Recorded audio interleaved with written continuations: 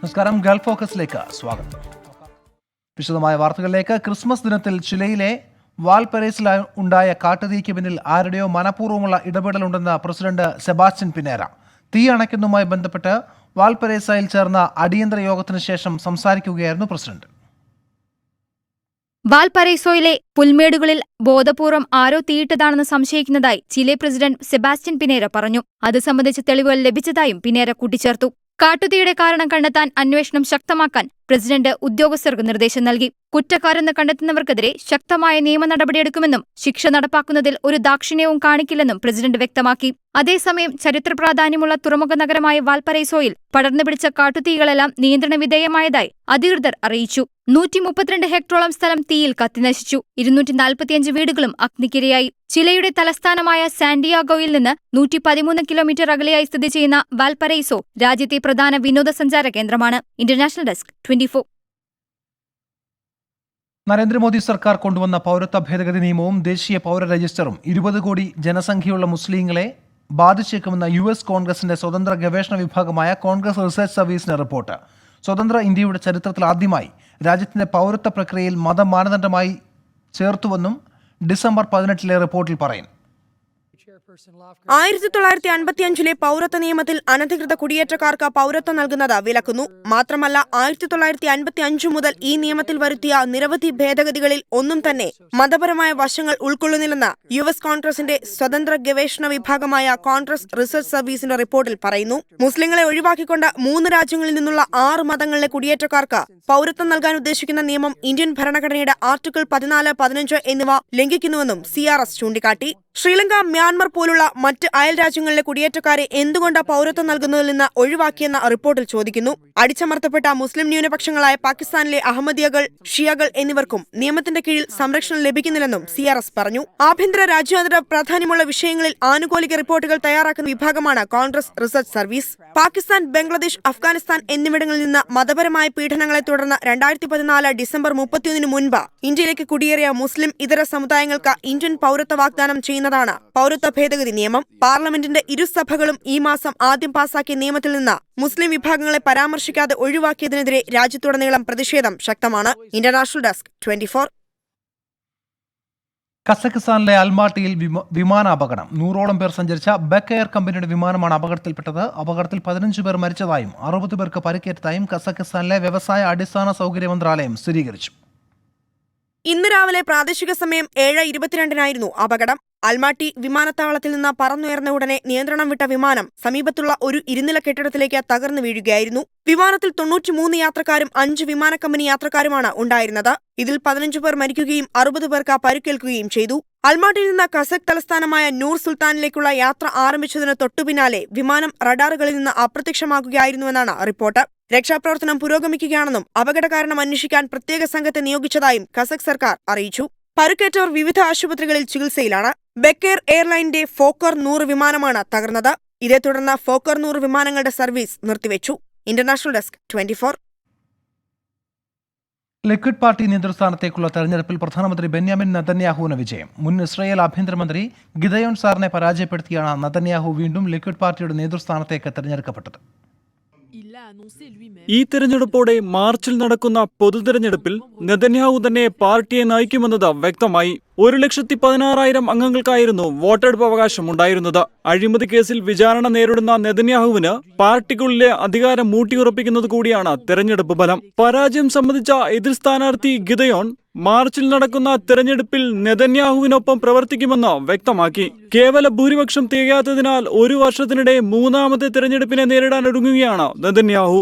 Netanyahu പങ്കെടുത്ത തെരഞ്ഞെടുപ്പ് റാലിക്ക് സമീപം ഇന്നലെ റോക്കറ്റ് ആക്രമണം നടന്നിരുന്നു. ആക്രമണമുണ്ടായതിനെ തുടർന്ന് നെതന്യാഹുവിനെ സുരക്ഷിതയിടത്തേക്ക് മാറ്റി. പാലസ്തീന്റെ അതിർത്തിയിൽ നിന്ന് 12 കിലോമീറ്റർ അകലെയായിട്ടാണ് റോക്കറ്റ് പതിച്ചത്. International desk 24. ഫിലിപ്പൈൻസിലുണ്ടായ ചുഴലിക്കാറ്റിൽ മരണസംഖ്യ ഉയരുന്നു. 16 പേരുടെ മൃതദേഹം ഇതുവരെ കണ്ടെത്തി. നിരവധി പേരെ കാണാതായതായി റിപ്പോർട്ട്. മണിക്കൂറിൽ 190 കിലോമീറ്റർ വേഗത്തിലാണ് കാറ്റ് വീശിയടിക്കുന്നത്. ചൊവ്വാഴ്ച കിഴക്കൻ സമാർ പ്രവിശ്യയിൽ ആദ്യമെത്തിയ ഫാൻഫോൺ ചുഴലിക്കാറ്റ് കടന്നുപോയ വഴികളിലെല്ലാം കനത്ത നാശനഷ്ടങ്ങളാണ് വിതച്ചത്. 58,000-ലധികം പേർ വീടുകൾ ഉപേക്ഷിച്ച് സുരക്ഷിത കേന്ദ്രങ്ങളിലേക്ക് താമസം മാറ്റി. സർക്കാർ കെട്ടിടങ്ങൾ, സ്കൂളുകൾ എന്നിവിടങ്ങളിലേക്കാണ് ജനങ്ങളെ മാറ്റിപ്പാർപ്പിച്ചിരിക്കുന്നത്. പ്രദേശത്തെ വൈദ്യുതി ബന്ധം നിശ്ചലമായിരിക്കുകയാണ്. ചുഴലിക്കാറ്റിനെ തുടർന്ന് കപ്പൽ സർവീസുകൾ നിർത്തിവെച്ചതോടെ നിരവധി ദ്വീപുകൾ ഒറ്റപ്പെട്ടു. ഫിലിപ്പൈൻസിൽ നിന്ന് ദക്ഷിണ ചൈന കടലിലേക്ക് കടക്കുന്ന ഫാൻഫോൺ വിയറ്റ്നാമിനെ ലക്ഷ്യമാക്കി നീങ്ങുമെന്നാണ് സൂചന. 2013 ശേഷം ഫിലിപ്പൈൻസിലുണ്ടാകുന്ന ഏറ്റവും വലിയ ചുഴലിക്കാറ്റാണിത്. 2013 ഹയാൻ ചുഴലിക്കാറ്റിൽ 6000-ലധികം പേരാണ് മരിച്ചത്. International desk 24. ഇരുവൃക്കകളും തകരാറിലായ 17-കാരി ജീവൻ നിലനിർത്താനായി സുമനസ്സുകളുടെ കനിവ് തേടുന്നു. പ്രവാസിയായ പത്തനംതിട്ട സ്വദേശി ജെയ്സൺ തോമസിന്റെ മകൾ സാന്ദ്ര ആൻ ജെയ്സണാണ് ചികിത്സാ സഹായം തേടുന്നത്. നടക്കാൻ പോലും വയ്യാത്ത അവസ്ഥയിലായ സാന്ദ്രയ്ക്ക് ദിവസവും ഡയാലിസിസ് നടത്തിയാണ് ജീവൻ പിടിച്ചു നിർത്തുന്നത്.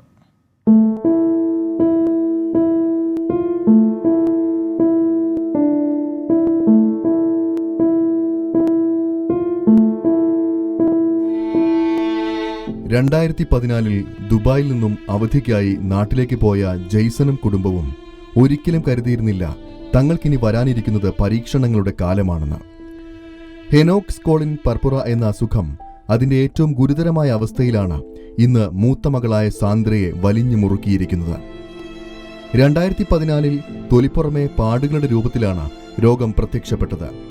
പിന്നീട് പതിയെ വൃക്കകളുടെ പ്രവർത്തനത്തെ രോഗം ബാധിക്കുകയും ഇപ്പോൾ ഇരു വൃക്കകളുടെയും പ്രവർത്തനം പൂർണ്ണമായും നിലച്ച അവസ്ഥയിലുമാണ് വെറും 17 വയസ്സ് മാത്രം പ്രായമുള്ള ഈ കുട്ടി. പഠനത്തിൽ മിടുക്കിയായ സാന്ദ്ര ദിവസവും 11 മണിക്കൂറോളം ഡയാലിസിസ് ചെയ്തുകൊണ്ടാണ് ഇന്ന് ജീവൻ നിലനിർത്തുന്നത്. ഇനി വൃക്ക മാറ്റിവെക്കലല്ലാതെ തങ്ങളുടെ മുന്നിൽ വേറെ വഴിയില്ല എന്ന് ചികിത്സിക്കുന്ന ഡോക്ടർ സന്ദീപ് വർമ്മയും സാക്ഷ്യപ്പെടുത്തുന്നു. ജീവിതകാലം മുഴുവൻ ഡയാലിസിസ് ഈ പ്രായത്തിൽ നമ്മൾ സാധാരണ അഡ്വൈസ് ചെയ്യാറില്ല.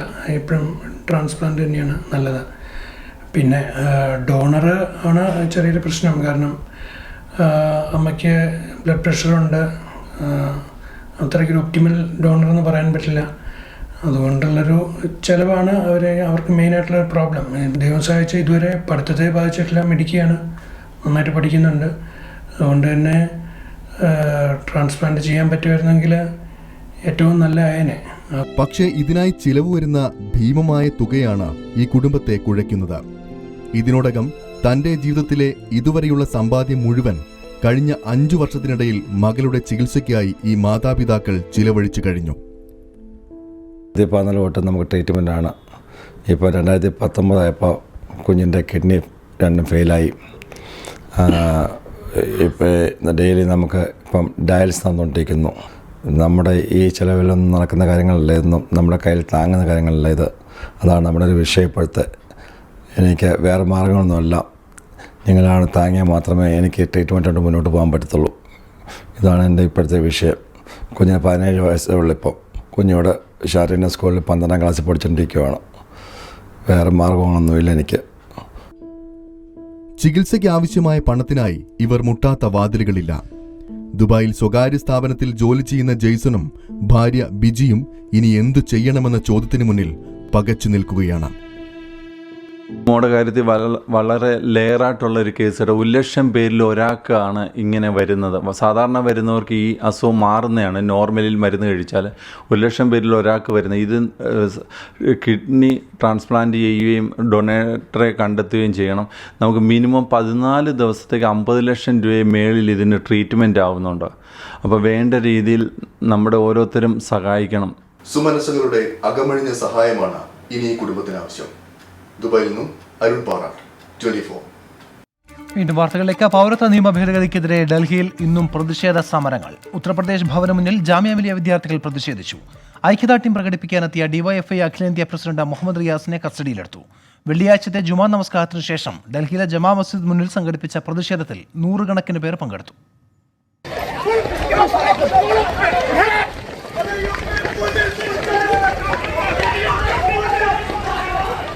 ഉത്തർപ്രദേശിൽ 20 പേർ കൊല്ലപ്പെട്ടതിലും സമരക്കാർക്ക് നേരെ പോലീസ് വെടിവെച്ചതിലും പ്രതിഷേധിച്ചാണ് ജാമിയ മിലിയ വിദ്യാർത്ഥികൾ ഡൽഹിയിലെ UP ഭവൻ ഉപരോധിക്കാൻ തീരുമാനിച്ചത്. എന്നാൽ പ്രതിഷേധത്തിന് പോലീസ് അനുമതി നൽകിയില്ല. ഒറ്റയ്ക്കും ചെറു സംഘങ്ങളായും എത്തിയ വിദ്യാർത്ഥികളെ അപ്പോൾ തന്നെ പോലീസ് ബലം പ്രയോഗിച്ചു നീക്കി. സമാധാനപൂർവ്വം സമരം നടത്താനെത്തിയവരെ ഡൽഹി പോലീസ് അന്യായമായി കസ്റ്റഡിയിലെടുത്തുവെന്ന് വിദ്യാർത്ഥികൾ ആരോപിച്ചു.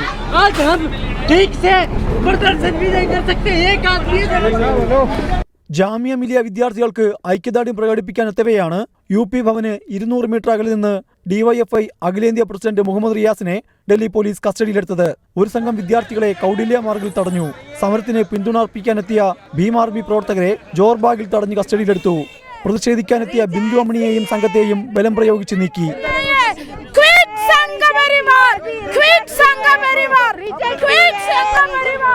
ഡൽഹി ജമാ മസ്ജിദിന് മുന്നിൽ നടന്ന പ്രതിഷേധം സമാധാനപരമായിരുന്നു. നിരോധനാജ്ഞയും വൻ പോലീസ് സന്നാഹവും എല്ലാം ഏർപ്പെടുത്തിയിട്ടും ജാമിയ മിലിയ വിദ്യാർത്ഥികൾ ഇവിടെ പ്രതിഷേധിക്കാനെത്തി. എന്തായാലും ഇപ്പോഴും ഈ മേഖലയിൽ വലിയ പോലീസ് സുരക്ഷയാണ് ഒരുക്കിയിരിക്കുന്നത്. Cameraman PS അരുണിനൊപ്പം MB Pradeep Kumar, 24 Delhi. പൗരത്വ ഭേദഗതി നിയമത്തിന്റെ ആവശ്യകത ജനങ്ങളെ ബോധ്യപ്പെടുത്തുന്നതിൽ പ്രധാനമന്ത്രി നരേന്ദ്രമോദി പരാജയപ്പെട്ടുവെന്ന് ഉമ്മൻചാണ്ടി. ഭരണഘടനയോട് അല്പമെങ്കിലും കൂറുണ്ടെങ്കിൽ മോദി സൈനിക മേധാവിയെ ശാസിക്കണമെന്നും ഉമ്മൻചാണ്ടി ആവശ്യപ്പെട്ടു. അതേസമയം കഴിഞ്ഞ സർക്കാരാണ് തടങ്കൽ പാളയമുണ്ടാക്കാൻ നടപടികൾ ആരംഭിച്ചതെന്ന മുഖ്യമന്ത്രിയുടെ നിലപാടിനെ വിമർശിച്ച് പ്രതിപക്ഷ നേതാവ് രമേശ് ചെന്നിത്തലയും രംഗത്തെത്തി. പൗരത്വ നിയമത്തിനു പിന്നിലെ അപകടം ജനങ്ങൾ തിരിച്ചറിഞ്ഞുവെന്നും മോദിയും അമിത്ഷായും എത്ര ശ്രമിച്ചാലും ജനങ്ങൾ നീതിക്ക് വേണ്ടി അവസാനം വരെ പോരാടുമെന്നും ഉമ്മൻചാണ്ടി പറഞ്ഞു. ഇന്ത്യയിലെ ജനങ്ങൾ എന്നും നീതിക്ക് വേണ്ടി നിന്നിട്ടുള്ള ജനങ്ങളാണ്. ഈ നിയമത്തിന്റെ കാര്യത്തിലും നരേന്ദ്രമോദിയും അമിത്ഷാ വിചാരിച്ചാലും ഇന്ത്യയിലെ ജനങ്ങൾ നീതിക്ക് വേണ്ടി അവസാനം വരെ പോരാടും. അതേസമയം പൗരത്വ ഭേദഗതി നിയമത്തിന് ശേഷം തടങ്കൽ പാളയം നിർമ്മിക്കാൻ സംസ്ഥാനത്തോട് കേന്ദ്രം നിർദ്ദേശിച്ചിട്ടുണ്ടോ എന്നതിന് മുഖ്യമന്ത്രി വിശദീകരണം നൽകണമെന്ന് പ്രതിപക്ഷ നേതാവ് ആവശ്യപ്പെട്ടു. കേന്ദ്ര ഗവൺമെന്റ് 2019 പൗരത്വ ഭേദഗതി നിയമത്തിന്റെ അടിസ്ഥാനത്തിൽ കേന്ദ്രം ഓരോ സംസ്ഥാനങ്ങൾക്കും കരുതൽ തടങ്കൽ പാളയങ്ങൾ നിർമ്മിക്കണമെന്നുള്ള നിർദ്ദേശം കൊടുത്തിട്ടുണ്ടോ? ഉണ്ടെങ്കിൽ സംസ്ഥാന ഗവൺമെന്റ് എന്ത് നടപടി സ്വീകരിച്ചു? പൗരത്വ ഭേദഗതി നിയമത്തിനെതിരെ ഇന്നും സംസ്ഥാനത്ത് പ്രതിഷേധം വ്യാപകമായിരുന്നു. തിരുവനന്തപുരത്ത് മുസ്ലിം അസോസിയേഷൻ സംഘടിപ്പിച്ച പ്രതിഷേധ സദസ്സിൽ വിവിധ രാഷ്ട്രീയ കക്ഷി നേതാക്കളും മതസാമുദായിക നേതാക്കളും പങ്കെടുത്തു. കാസർഗോഡ് ജില്ലയിൽ സംയുക്ത ജമാഅത്തിന്റെ നേതൃത്വത്തിൽ നടന്ന പ്രതിഷേധത്തിൽ നിരവധി പേരാണ് പങ്കെടുത്തത്. പാലക്കാട് കോർഡിനേഷൻ കമ്മിറ്റിയുടെ നേതൃത്വത്തിൽ സംഘടിപ്പിച്ച ബഹുജന റാലിയും ജനപങ്കാളിത്തം കൊണ്ട് ശ്രദ്ധേയമായി. 24 തിരുവനന്തപുരം. പൗരത്വ ഭേദഗതി നിയമത്തിൽ ആരുടെയെങ്കിലും പൗരത്വം കവർന്നെടുക്കാനുള്ള വ്യവസ്ഥയുണ്ടെങ്കിൽ അത് തെളിയിക്കാൻ രാഹുൽ ഗാന്ധിയെ വെല്ലുവിളിച്ച് BJP അധ്യക്ഷൻ അമിത്ഷാ. ജനങ്ങളുടെ നികുതി പണം ധൂർത്തടിച്ച് ജനങ്ങളെ ഭിന്നിപ്പിക്കാനുള്ള ശ്രമം അനുവദിക്കില്ലെന്ന് രാഹുൽ ഗാന്ധി പ്രതികരിച്ചു. ആശയക്കുഴപ്പം തീരുന്നതുവരെ NPR ബീഹാറിൽ നടപ്പാക്കില്ലെന്ന് JDU പ്രഖ്യാപനം BJPക്ക് തിരിച്ചടിയായി. ഷിംലയിലെ റാലിയിലായിരുന്നു BJP അധ്യക്ഷന്റെ വെല്ലുവിളി. കോൺഗ്രസും കൂട്ടരും തെറ്റായ പ്രചരണങ്ങൾ നടത്തുകയാണ്. പൗരത്വ ഭേദഗതി നിയമം മുസ്ലിങ്ങളുടെ പൗരത്വം എടുത്തുകളയുമെന്നവർ പ്രചരിപ്പിക്കുന്നു. എന്നാൽ നിയമത്തിലെ ഏതെങ്കിലും വരിയിൽ അങ്ങനെ ആരുടെയെങ്കിലും പൗരത്വം എടുത്തുകളയാൻ പറഞ്ഞിട്ടുണ്ടോ എന്നായിരുന്നു അമിത്ഷായുടെ ചോദ്യം. സമ്മർദ്ദം എന്തുണ്ടായാലും പൗരത്വ നിയമത്തിലും പൗരത്വ രജിസ്റ്ററിലും ദേശീയ ജനസംഖ്യാ രജിസ്റ്ററിലും തന്റെ നിലപാടിൽ മാറ്റമില്ലെന്ന് രാഹുൽ ഗാന്ധി പറഞ്ഞു. നികുതി പണം ഉപയോഗിച്ച് രാജ്യത്തെ ഭിന്നിപ്പിക്കാനാണ് BJP ശ്രമിക്കുന്നത്. NRC हो चाहे NPR हो, ये हिंदुस्तान के गरीब लोगों पर एक टैक्स है. जाइए अफसर के पास जाइए, गरीब आदमी जाएगा, अपने कागज दिखाइए, रिश्वत दीजिए. आपका नाम थोड़ा गलत है तो रिश्वत दीजिए. करोड़ों करोड़ों रुपए हिंदुस्तान की गरीब जनता के जेब में से निकालकर उन्हीं 15 लोगों के जेब में जाएंगे. അതേസമയം NDA പാളയത്തിലെ പടയൊരുക്കം ദേശീയ പൗരത്വ രജിസ്റ്ററിന് പിന്നാലെ ദേശീയ ജനസംഖ്യാ രജിസ്റ്ററിലും ശക്തമായി. NPR-നെ പിന്തുണയ്ക്കില്ലെന്ന് ബീഹാർ മുഖ്യമന്ത്രി നിതീഷ് കുമാർ വ്യക്തമാക്കി. NPR NRC-യിലേക്കുള്ള ആദ്യപടിയാണെന്ന് വിലയിരുത്തലുള്ള സാഹചര്യത്തിലാണ് തീരുമാനം. ഇക്കാര്യത്തിലെ ആശയക്കുഴപ്പം മാറുന്നതുവരെയാണ് NPR നടപടികളുമായി സഹകരിക്കാത്തത്. R രാധാകൃഷ്ണൻ, 24 ഡൽഹി. പൗരത്വ നിയമ ഭേദഗതിയിൽ ശക്തമായ പ്രതിഷേധ സമരവുമായി മുന്നോട്ടു പോകാൻ പ്രതിപക്ഷ പാർട്ടികളുടെ തീരുമാനം. നാളെ കോൺഗ്രസ് രാജ്യവ്യാപകമായി പ്രതിഷേധങ്ങൾ സംഘടിപ്പിക്കും. കോൺഗ്രസിന്റെ സ്ഥാപക ദിനമായ 28-ന് ശക്തമായ പ്രതിഷേധ പരിപാടികൾ സംഘടിപ്പിക്കാനാണ് ഹൈക്കമാൻഡ് PCCകൾക്ക് നിർദ്ദേശം നൽകിയിരിക്കുന്നത്. ഡൽഹിയിലെ AICC ആസ്ഥാനത്ത് നടക്കുന്ന പരിപാടികൾക്ക് അധ്യക്ഷ സോണിയാഗാന്ധിയാണ് നേതൃത്വം നൽകുക. അസമിലെ ഗുവാഹത്തിയിൽ നടക്കുന്ന പ്രതിഷേധ റാലിയിൽ രാഹുൽ ഗാന്ധി സംസാരിക്കും. ലക്നൌവിലെ പരിപാടിയിൽ പ്രിയങ്ക ഗാന്ധിയും പങ്കെടുക്കും. പ്രതിഷേധത്തിന്റെ ഭാഗമായി യൂത്ത് കോൺഗ്രസ് പ്രധാനമന്ത്രിക്കും മന്ത്രിമാർക്കും ഭരണഘടനയുടെ ആമുഖം അയച്ചു. ജനുവരി 1 മുതൽ 7 വരെ നീണ്ടു നിൽക്കുന്ന പ്രതിഷേധത്തിനാണ് ഇടതു പാർട്ടികളുടെ തീരുമാനം. 8-ന് രാജ്യവ്യാപക പ്രതിഷേധവും സംഘടിപ്പിച്ചിട്ടുണ്ട്. ബംഗാളിൽ കോൺഗ്രസും ഇടതു പാർട്ടികളും സംയുക്തമായാണ് പ്രതിഷേധം നടത്തുക. 24 ഡൽഹി. മുസ്ലിം ലീഗ് ഉൾപ്പെടെയുള്ള UDF ഘടകകക്ഷികളെ മനുഷ്യച്ചങ്ങലയിൽ സഹകരിപ്പിക്കാനുള്ള സാധ്യത തേടി CPIM. പൗരത്വ നിയമ ഭേദഗതി പ്രശ്നത്തിൽ KPCC നിലപാടിൽ അതൃപ്തിയുള്ള ഘടകകക്ഷികൾ സഹകരിച്ചേക്കുമെന്നാണ് സംസ്ഥാന സെക്രട്ടേറിയറ്റിന്റെ പ്രതീക്ഷ. റിപ്പബ്ലിക് ദിനമായ അടുത്ത മാസം 26-ന് കാസർഗോഡ് മുതൽ തിരുവനന്തപുരം വരെ മനുഷ്യച്ചങ്ങല തീർക്കാൻ ഇടതുമുന്നണിയാണ് തീരുമാനിച്ചത്. പരിപാടിയിലേക്ക് വർഗീയ സംഘടനകൾ ഒഴികെയുള്ള എല്ലാവരെയും ക്ഷണിക്കാനാണ് CPIM സംസ്ഥാന സെക്രട്ടേറിയറ്റിന്റെ തീരുമാനം. മുല്ലപ്പള്ളി രാമചന്ദ്രന്റെ നിലപാടിൽ എതിർപ്പുള്ള മുസ്ലിം ലീഗ് പ്രവർത്തകരെ അടക്കം പങ്കെടുപ്പിക്കാൻ പ്രാദേശിക തലത്തിലും ശ്രമം നടത്തും. BJP, SDPI, വെൽഫെയർ പാർട്ടി എന്നിവർ ഒഴികെയുള്ള എല്ലാവരെയും സഹകരിപ്പിക്കുമെന്ന് കേന്ദ്ര കമ്മിറ്റി അംഗം MV ഗോവിന്ദൻ വ്യക്തമാക്കി. മതനിരപേക്ഷ ഉള്ളടക്കത്തിന് വേണ്ടി നിലകൊള്ളുന്നുവെന്ന് പ്രഖ്യാപിക്കപ്പെട്ടവരും അതിനുവേണ്ടി പ്രവർത്തിക്കുന്നവരുമെല്ലാം യോജിച്ച് പോകണം എന്ന് തന്നെയാണ് ഞങ്ങൾ ഉദ്ദേശിക്കുന്നത്. എന്നാൽ മനുഷ്യച്ചങ്ങലയെക്കുറിച്ച് ആലോചനാ സമയത്തെ പറയേണ്ടിയിരുന്നുവെന്നാണ് ലീഗിന്റെ പ്രതികരണം. ഒന്നിച്ചുള്ള പരിപാടികൾ സർക്കാർ തലത്തിൽ തന്നെ അറിയിക്കണം, അല്ലാതെ AKG സെന്ററിൽ നിന്ന് ആവരുതെന്നും MK മുനീർ പറഞ്ഞു. സർക്കാർ തലത്തിലാണ് പറയേണ്ടത്, അല്ലാതെ ഇടതുപക്ഷം AKG സെന്ററിൽ നിന്ന് തീരുമാനിച്ചിട്ട് അത് ബാക്കിയുള്ളവരെല്ലാം ചെയ്യണം എന്ന് പറയുന്നത് ശരിയാണ്. നവോത്ഥാന സംരക്ഷണ സമിതിയുടെ മാതൃകയിൽ ഭരണഘടനാ സംരക്ഷണ സമിതി രൂപീകരിക്കാനും CPIM സംസ്ഥാന സെക്രട്ടേറിയറ്റ് തീരുമാനിച്ചിട്ടുണ്ട്. 24 തിരുവനന്തപുരം.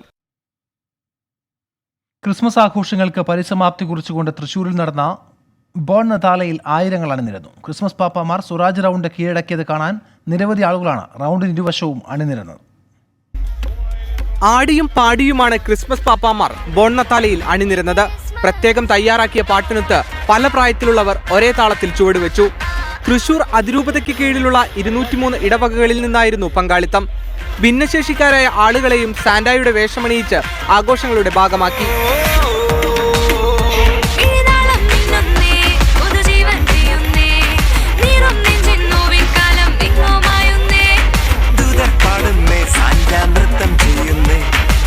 വൈകിട്ട് 5-ന് കേന്ദ്രമന്ത്രി V മുരളീധരനും ജില്ലയിലെ മറ്റ് ജനപ്രതിനിധികളും ചേർന്നാണ് ഘോഷയാത്ര ഫ്ളാഗ് ഓഫ് ചെയ്തത്. ചീഫ് പാട്രൺ കൂടിയായ മേയർ ശ്രീമതി അജിത വിജയൻ ഇതാ ഫ്ളാഗ് ഓഫ് കർമ്മം ബഹുമാനപ്പെട്ട വിശിഷ്ടാതിഥികളുടെ സാന്നിധ്യത്തോടെ ഏറ്റുവാങ്ങിക്കൊണ്ട് മരട് ഫ്ളാറ്റ് പൊളിക്കലടക്കം ആനുകാലിക പ്രസക്തിയുള്ള നിശ്ചല ദൃശ്യങ്ങൾ ഘോഷയാത്രയുടെ മാറ്റുകൂട്ടി. വർണ്ണാഭമായ ബോൺ നതാലയിലൂടെ ഇത്തവണത്തെ ക്രിസ്മസ് ആഘോഷങ്ങൾക്കും പരിസമാപ്തിയായി.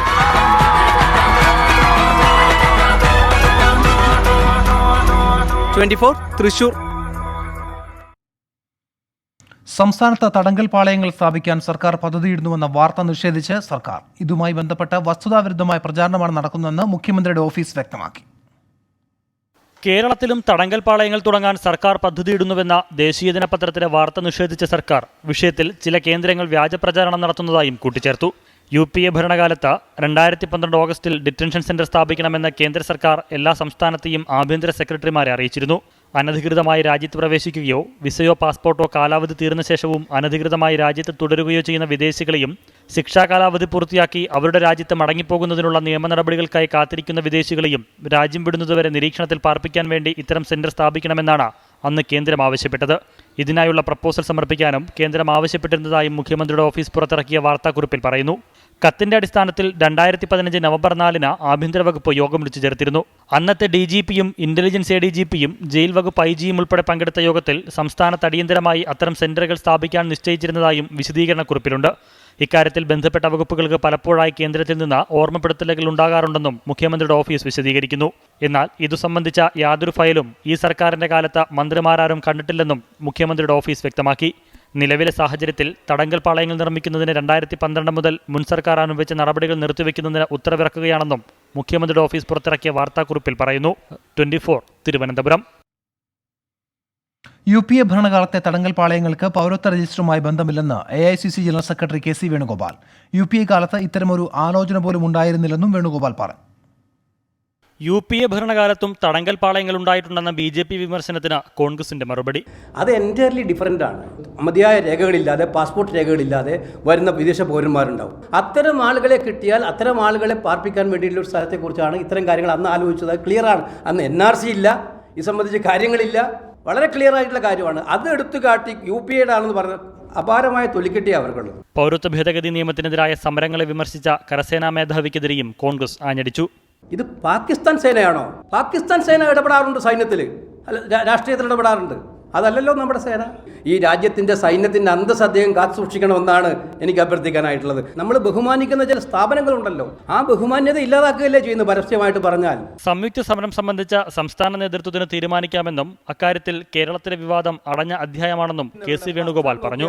24 തിരുവനന്തപുരം. പുതുവർഷത്തെ സ്വാഗതം ചെയ്യാൻ സംഗീത നിശയൊരുക്കി ഫ്ലവേഴ്സ്. സംഗീത ലോകത്തെ യുവതാരങ്ങൾ അണിനിരക്കുന്ന ഫ്ലവേഴ്സ് ന്യൂ ഇയർ ബ്ലാസ്റ്റ് നാളെ കൊച്ചിയിൽ നടക്കും.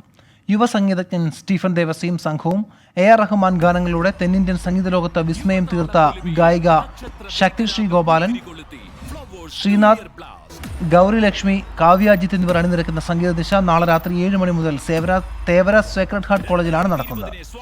www.flowerstv/ticketsലും Edappally Lulu mall, Edappally myG showroom, Kadavanthra Flowers TV office, Kakkanad 24 news office, book my show എന്നിവിടങ്ങളിലും ടിക്കറ്റുകൾ ലഭ്യമാണ്. AR റഹ്മാൻ ഗാനങ്ങളിലൂടെ തെന്നിന്ത്യൻ സിനിമകളിൽ സംഗീത വിസ്മയം നിറച്ച ഗായിക ശക്തിശ്രീ ഗോപാലൻ, ശ്രീനാഥ്, ഗൗരി ലക്ഷ്മി, കാവ്യ അജിത് തുടങ്ങിയവരും.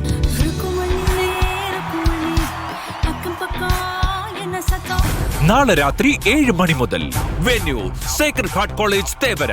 Four tickets log on to www.flowerstv.in/tickets. Tickets available at Lulu Mall, Edappally, myG showroom, Edappally. മരടിൽ സമരം ശക്തമാക്കാൻ പ്രദേശവാസികൾ. നാട്ടുകാരുടെ ആശങ്ക പരിഹരിച്ചില്ലെങ്കിൽ വരുന്ന 30-ന് ശേഷം പ്രതിഷേധ സമരം തെരുവിലേക്ക് വ്യാപിപ്പിക്കുമെന്ന് സമരസമിതി 24-നോട് പറഞ്ഞു. മരടിൽ പൊളിക്കുന്ന ഫ്ളാറ്റുകൾക്ക് സമീപം താമസിക്കുന്നവരുടെ ആശങ്ക വർദ്ധിക്കുന്നതാണ് എക്സ്പ്ലോസീവ് കൺട്രോളർ R വേണുഗോപാലിന്റെ കണ്ടെത്തൽ. ഫ്ളാറ്റുകളുടെ ഉൾഭിത്തികൾ പൂർണ്ണമായും തകർത്ത ശേഷം മാത്രമേ സ്ഫോടനം നടത്താവൂ എന്ന് അദ്ദേഹം ഉദ്യോഗസ്ഥരെ അറിയിച്ചു. നിലവിലെ സ്ഥിതിയിൽ ഫ്ളാറ്റിൽ സ്ഫോടനം നടത്തിയാൽ വലിയ ദുരന്തത്തിന് കാരണമാകുമെന്നും എക്സ്പ്ലോസീവ് കൺട്രോളർ അറിയിച്ചിട്ടുണ്ട്. തങ്ങളുടെ ആശങ്ക പരിഹരിച്ചില്ലെങ്കിൽ ഈ മാസം 30-ാം തീയതി മുതൽ ശക്തമായ സമരവുമായി മുന്നോട്ട് നീങ്ങാനാണ് നാട്ടുകാരുടെ തീരുമാനം. ഇതിനിടെ പ്രദേശവാസികൾ വീട് വിട്ടൊഴിയുകയാണ്. അതേസമയം ഫ്ളാറ്റുകൾ പൊളിക്കാനുള്ള സ്ഫോടക വസ്തുക്കൾ 4 ദിവസത്തിനുള്ളിൽ എത്തിക്കും. 2020 ജനുവരി 11-ാം തീയതി 11 മണിക്കാണ് മരടിൽ ആദ്യ ഫ്ളാറ്റ് പൊളിക്കുന്നത്. അധികാരികളിൽ നിന്നും കൃത്യമായ ഒരു ഉറപ്പ് കിട്ടാത്തത് കൊണ്ട് തന്നെ മരടിൽ പൊളിക്കുന്ന ഫ്ളാറ്റുകൾക്ക് സമീപത്തുള്ള ഒട്ടുമിക്ക ആളുകളും വീടുകൾ ഒഴിഞ്ഞു പോവുകയാണ്. ഒപ്പം 30-ാം തീയതിക്ക് ശേഷം ശക്തമായ സമരം നടത്താനാണ് ഇവരുടെ തീരുമാനവും. ക്യാമറമാൻ സ്വാതി കൃഷ്ണയ്ക്കൊപ്പം സഹന ആന്റണി, 24 കൊച്ചി. ഈ വാർത്താ ബുള്ളറ്റിൻ പൂർണ്ണമാവുന്നു. നമസ്കാരം.